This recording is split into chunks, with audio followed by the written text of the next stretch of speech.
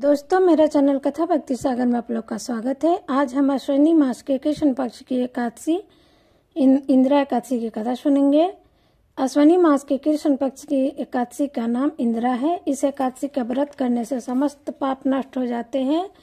इस व्रत के करने से नरक में गए हुए पितरों का उद्धार हो जाता है। हे राजन, इस एकादशी की कथा के सुनने मात्र से ही वाजपेयी यज्ञ का फल मिलता है। प्राचीन सतयुग में महिष्मती नाम की नगरी में इंद्रसेन नाम का एक प्रतापी राजा राज्य करता था। वह पुत्र पौत्र धन्य धन आदि से पूर्ण और सदैव शत्रुओं का नाश करने वाला था। एक समय जबकि राजा अपनी राजसभा में सुखपूर्वक बैठा था, महर्षि नारद आकर आकाश मार्ग से उतर कर वहां आए। नारद जी को देखकर राजा आसन से उठा और अर्घ्य आदि से उनकी पूजा करके आसन दिया। महर्षि नारद बोले कि हे राजन, आपके राज्य में सब कुशल तो है। मैं आपकी धर्म परायणता देखकर अत्यंत प्रसन्न हूँ। तब राजा बोले, हे महर्षि, आपकी कृपा से मेरे राज्य में सब कुशल पूर्वक ही तथा आपकी कृपा से मेरे समस्त यज्ञ कर्म आदि सफल हो गए हैं।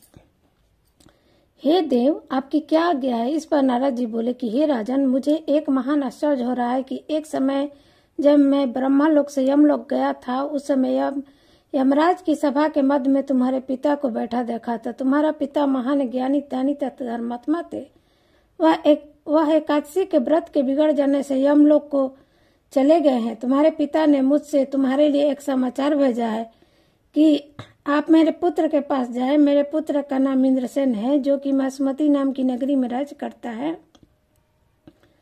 मुझे किसी पूर्व जन्म के बुरे कर्म के कारण ही यह लोक मिला है। यदि मेरा पुत्र इंद्रसेन अश्विनी मास के कृष्ण पक्ष की एकादशी का व्रत करे और उस व्रत के फल को मुझे दे दे तो मेरी मुक्ति हो जाएगी।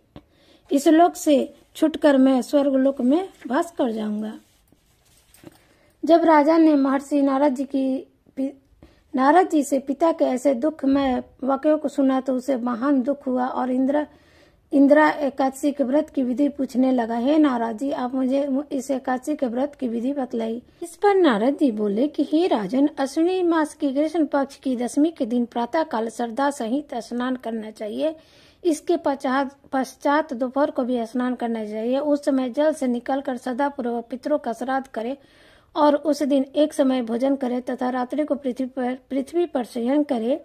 इसके दूसरे दिन अर्थात एकादशी के दिन प्रातः काल दातुन करे और स्नान करे। इसके पश्चात भक्ति पूर्वक व्रत को धारण करे और उसे कहना चाहिए कि मैं आज निराहार रहूंगा, समस्त भोगों को त्याग दूंगा। इसके पश्चात कल मैं भोजन करूंगा। हे भगवान, आप मेरी रक्षा करें, आप मेरे व्रत को संपूर्ण कराइए। इस प्रकार आचरण करके दोपहर को शालिग्राम जी की मूर्ति को स्थापित करे और उत्तम ब्राह्मण को बुलाकर भोजन करवाए और दक्षिणा दे।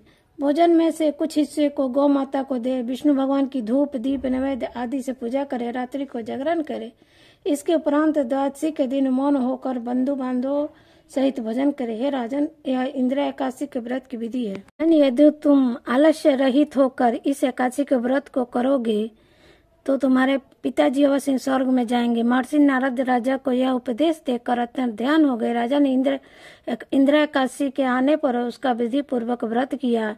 बंधु बांधव सहित इस व्रत के करने से आकाश से पुष्पों की वर्षा हुई और राजा का पिता यमलोक से रथ पर चढ़कर स्वर्ग को चले गए। राजा इंद्रसेन भी इस एकादशी के प्रभाव से इस लोक में सुख भोग कर अंत में स्वर्ग लोक को गया। भगवान श्री कृष्ण कहते हैं कि हे धर्मराज युधिष्ठिर, यह दिन मैं तुम्हारे सामने इंदिरा एकादशी का महत्व वर्णन किया है। इस कथा के पढ़ने और सुनने मात्र से ही समस्त पाप नष्ट हो जाते हैं और अंत में मनुष्य स्वर्ग लोक में जाकर वास करता है। जय हो